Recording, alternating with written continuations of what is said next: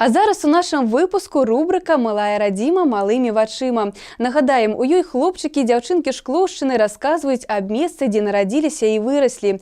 Дзеляцца ўражаннямі і эмоцыямі, напоўненымі пяшчоты і шчырым прызнаннем у любові да бацькоўскай зямлі. І сёння наша гераіня Варвара Мільта. Нарадзілася і жыве дзяўчынка ў аграгарадку Гарадзец.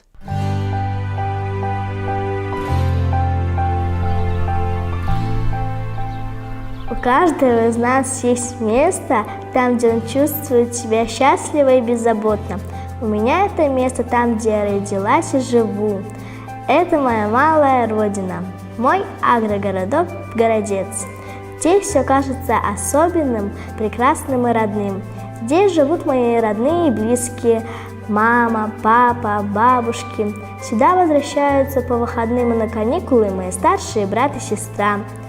Здесь проходит мое детство, здесь живут мои школьные друзья и подружки. Здесь я гоняю на велосипеде и играю в прятки. Моя малая родина – это уютный уголок, где есть все для счастливой и комфортной жизни. У нас 2 магазина, школа, сад, дом культуры, куда я хожу на кружки, и в библиотеку. Здесь есть кафе, где самое вкусное мороженое и лимонад. Здесь без спешки и городской суеты люди не только работают, но и культурно отдыхают. Мой агрогородок – самое прекрасное место на земле. Здесь самые добрые и отзывчивые люди. Здесь я всех знаю, и меня все знают. У моей малой родины особый аромат. Весной это запах сирени, жасмина.